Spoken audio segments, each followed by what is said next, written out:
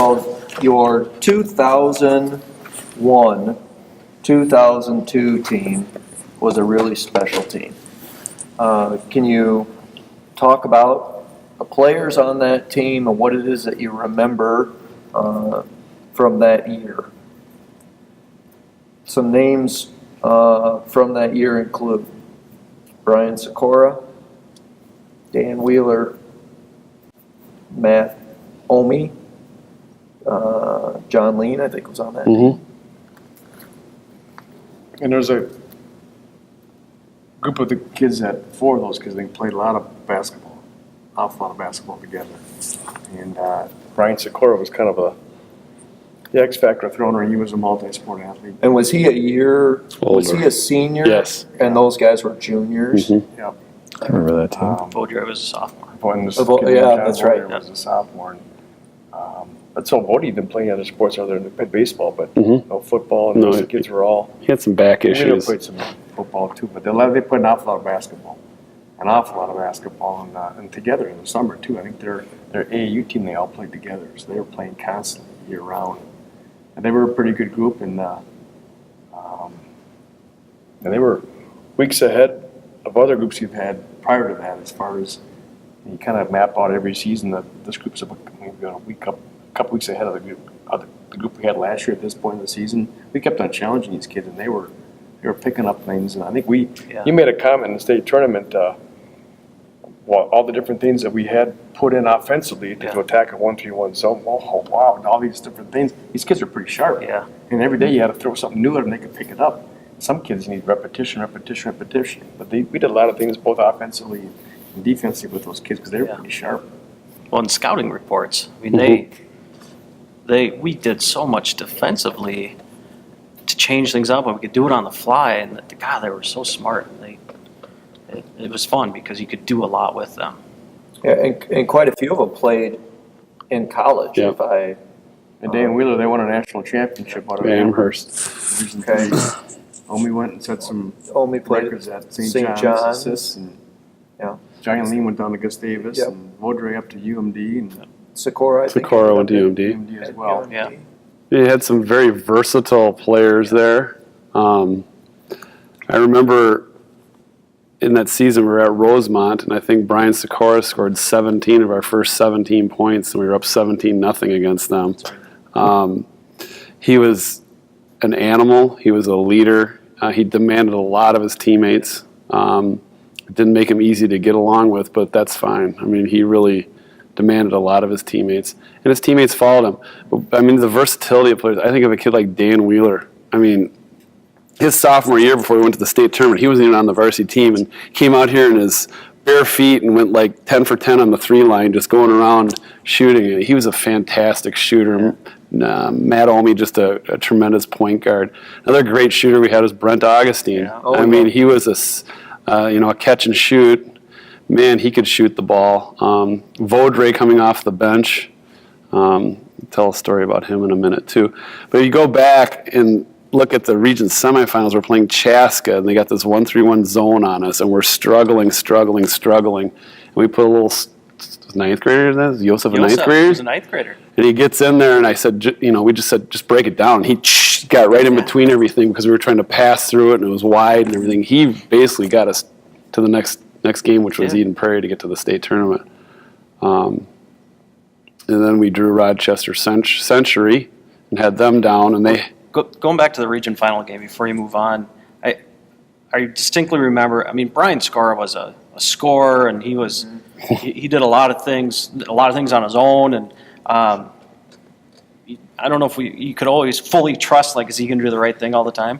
But he was such a good athlete and good player. But I remember in the region final game against a very, very good Eden Prairie team, we were up by maybe 5 or something with like 3 minutes left, and one of their big guys was guarding Brian, and on his own, he got the ball. He demanded the ball. He brought it out towards half court and just sat there. Just sat on it and said, "Come and get us. We're up." And that's didn't come from anybody on the bench. That was him saying, "We got this game in control." And for Brian to do that, I thought was pretty good. He said, "Yeah, amazing set of hands. I mean, he could run straight down the floor and catch that pass." I'm sure you did that a few times during your tenure here too. But we got Rochester Century in the quarterfinals, and they had platoon That's right. five different 5-5, and they wore us down by the end. And a guy by the name of Dan Lyons, who I think played shortstop for the Gophers, had a breakaway layup and missed it. That I think put him up, and I think we won by a few. And then we got Minneapolis North. And talk about the smarts of the team. We put in a matchup zone before that game, and went in, and they did nothing. Didn't they, Jeff? They did nothing against that. We just knocked them right out. Cameron Taylor was their point guard, and they had Henderson, and the next year they were state champions. I mean, they had a very good team. Yeah, that was literally like a 1 or 2 day, let's practice this matchup and just have it just in case. And I think maybe the second or third possession, Well, we you went walked, to it. we remember going over to St. Thomas University and walking through, Was that with Vic? going through their sets. Vikram was there? Yeah, we went through their sets, and then in my mind, I just didn't think that man was going to work out all with these guys. And it wasn't. We changed right away, and they didn't do anything against us, so we just stayed with it. And Was that the first time all season you guys had done that defense? I mean, you We hadn't put done it in 2 days before. always during the course of the year, you walk through some things because you never know when you may see something like that. But as far as actually executing it, they're pretty sharp kids. But again, North didn't do a whole lot Yeah. to Yeah, they slowed down. Yeah, It was they just amazing. maybe overthinking things too much and took away some of their athleticism and Right. court savvy to attack that thing. What did you end up beating them by? A lot. A lot? 13, 12? Control the whole game. Yeah. After about the first minute, they sliced up man to man, and as soon as you did the matchup, they pulled it out, and they started counting it as like a 2-3 zone, and we were sitting on the bench going, "This is great." So I remember walking in the locker room it was at the Excel Center. Mm-hmm. Yep. Walking in the locker room after the game, and kids were all sitting there, and I remember all I said was, "Holy smokes, we're in the state championship game!" Mm-hmm. Like we would not, wow, can't believe it. And they were all juniors too, weren't they? Yeah. Yep, Most of them were juniors except for Brian. Go Yeah, back to Davis Brian had too. him. A lot of kids today, high school kids they get elected captains or get appointed elected captains. We say, you be a leader now. And to ask a 15 or 16, 17-year-old kid to be the leader, that's without giving them any tools. What do they know how to be a leader? We've started some leadership courses here for our captains in football and basketball. But Brian, I always use him as an example.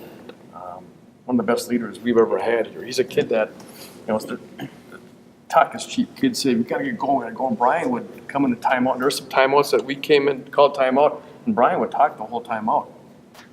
And Jimmy and I would just stand back and say, well, probably what you're saying is more important than what we got to say. Yeah. Then he'd say, we got to start rebounding. Well, then he'd go on the floor. After saying, we got to start rebounding, he'd get the next 3 or 4 rebounds. Well, we got to get a bucket. Then he'd go on the floor and get the next bucket. And then talk is cheap, but he went out and showed how to get things done. And the kids kind of always rallied around him. And not always the easiest to get along with as far as a teammate, but Well, he's your third, I'm looking at the all-time leaders here. He's your third leading all-time scorer with 1,222 Mm-hmm. points. and I think I remember making a comment about him at this season senior banquet that there was times that I didn't care if I ever saw him walk into practice because he was just kind of just a competitor. Yeah. But God, I almost had tears in my eyes when I said Brian's not no longer going to be with us. He really kind of grew on you and became a pretty good kid, and Yeah. just a real good person too. He's just a kid that on the floor, when you needed something done, it got done. Whenever you needed it. Okay. One of those type of things. Then we got Hopkins in the final. Yeah, and what was that, the preparation like, from the victory against North leading up to the state championship game? Can you talk about that? Well, we got a lot of help from other schools in the state. I did. A lot of phone A lot of calls. phone calls, and we were staying in a hotel in Minneapolis, or St. Paul, excuse me, and my wife was trying to track us down. She goes, I got phone calls from all these guys, they want to give you a scouting report on Hopkins, and we got a lot of help. And I remember we stayed where we stayed in St. Paul, the hotel, but Red Roof Inn.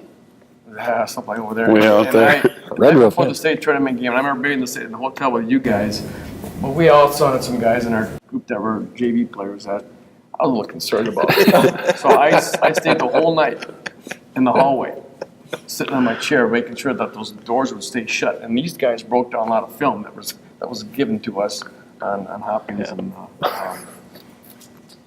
Yeah. And I had worked on adrenaline the whole day, knowing we had to play in the state tournament game, but I had 0 sleep the night before, and they were a pretty good team too. Hopkins. Oh, yeah. Jeez. Four D1 starters in that squad. Adam Hoffarber was the only one that wasn't. But I think And Humphreys was And just was a Humphrey- man. Yeah. He was just Huge. big and Yeah. athletic. he was big. Dan Coleman was huge. Yeah. They had Mitch Hankey. He was a Yeah. big, strong kid. Darren Clark was a guard. Yeah. They It's a good team. they had a lot of good players. Some memories from that game. I think the layup at halftime when Out of the- bounds there, wasn't it? well, no, that was the two Titans going down Socorro on a breakaway, and Humphreys blocked it. That was a pretty memorable moment. Yeah. And then Johnny Vaudrey came into the huddle, and he was guarding Humphreys, and he said to Matt, and I said, I think I can block his shot. So Matt says, well, go get it. So Humphreys is diddling out at half court, and he goes up to shoot, and Vaudrey just stuffed it right down his throat, and we took it the other way. Well, a few sequences later, as Vaudrey's boxing out underneath to get a rebound, Humphreys comes in and puts an elbow right in the rib cage, almost took him right out. I mean, he was having a hard time breathing and everything. We thought he might have broke a rib or something. So he came over, and I remember the huddle looking at Brian, and I don't know if it was Jeff or Matt, I said, there'll be retaliation here, you watch. And the game got a little bit out of hand. They were up a few points on us, and there was the out-of-bounds play. And we were playing man-to-man. There was a switching sequence where Humphreys came down the lane line, and Brian was there, and Humphreys acted quite a bit like he had been, blown over. I mean, but he laid him out and kind of stepped over him and walked by him. And I just said, those are just points made and taken now. So, but that's the type of player he was. He was a bear protecting his cubs, and You mentioned that retaliation.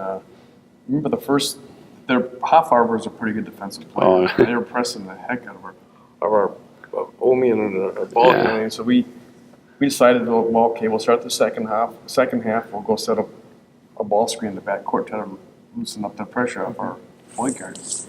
And I don't know how many fouls Brian Sikora had at that time, but the kind of competitor Brian was, if we tell him to set a screen, well, he's going to set a screen with the intent of maybe hurting.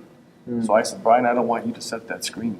I'm going to have Vaudrey go set that screen in the backcourt. Maybe John didn't have some fouls or right. extra fouls to give. Well, So we he were was on a the court, sophomore. and I think last thing I said was, no, Vaudrey, you're going to set that ball screen. Well, the kids always, after we break from our huddle, our coach's huddle, they get together again just to rehash everything we just said real quick. I think Brian said to Vaudrey, I'll be setting that screen. And the second half started, and I'm thinking Brian's going to do something, maybe even get himself thrown on the ball game. Yeah. You set a pretty good screen. Oh, Yeah. A yeah. good screen that I Put bet it you down. Hoffarber still remembers today. Yeah. Yep.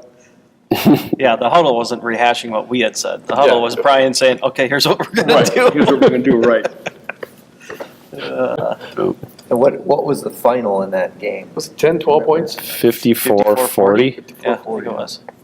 Yeah. Okay. We just went cold in the second half. Yeah. We played hard. We played really hard. We just couldn't get much to fall. And they were a pretty good team. Oh, yeah. They were a pretty good Loaded. team. Yeah, No for sure. shame in losing to that. And For sure. And they were good defensively. They were. They were good both sides of the floor. I would have liked to have tried to. I look back in hindsight and trap Humphreys every time he Yeah. got the ball. Minneapolis North did that the following year. He was never going to pass. I mean, what he averaged at the U, 0.3 assists a game or something like that.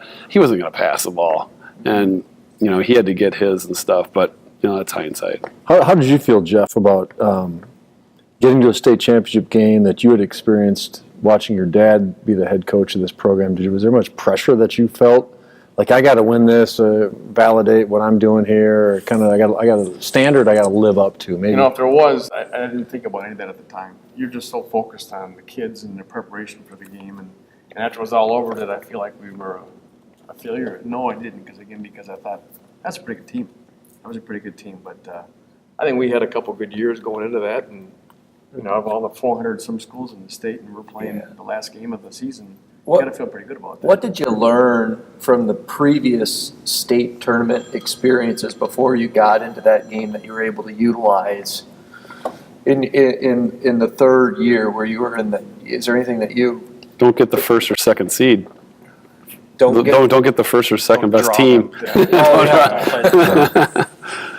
I just think that just gotta, you're in a game like that, every single possession counts, both offensively and defensively. There's no throwaway, anything. You just realize that how important every possession is. Just every loose ball, everything like that has a big impact on the outcome of the game. Were you scouting, with a team that is that good, and if you're looking ahead down the road early in the season, were you out doing maybe more scouting on teams that you maybe see down the road? Did you do more of that, or the same that you usually would? I think we do every year, no matter what kind of team. We always look to see who's a potential section opponent, and you got to.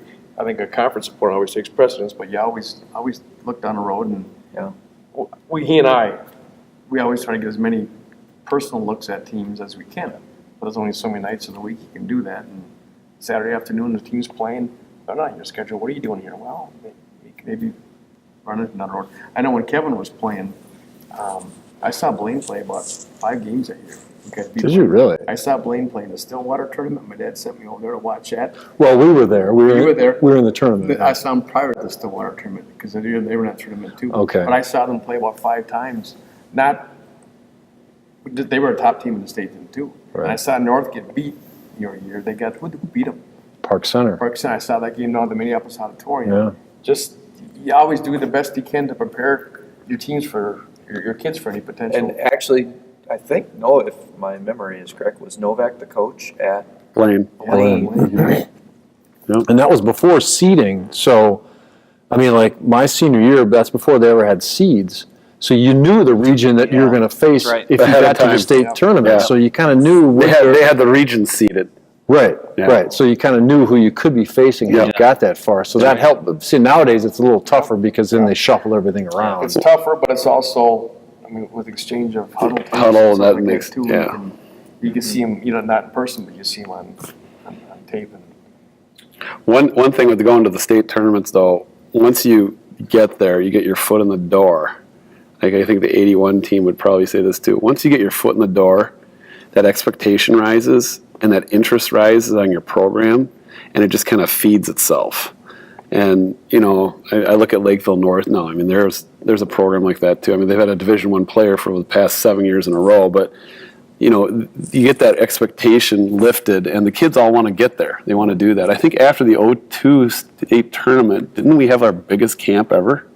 Might have. We just Look at the numbers on the walls up. There's a lot of successive years, 86, 87, 81, 82. You get that taste of it one year. Those kids are coming back. They want to get that for themselves too. And Right. you're right. You get a taste of what it's all about. You get hungry. You guys were like that volley, right? Like your senior year, because you saw us, right? Yep. During our time, you guys were kids watching that, and Yeah. Yeah, we watched the 86, 87. And I think you can kind of trace the numbers back too, like for all the state championships.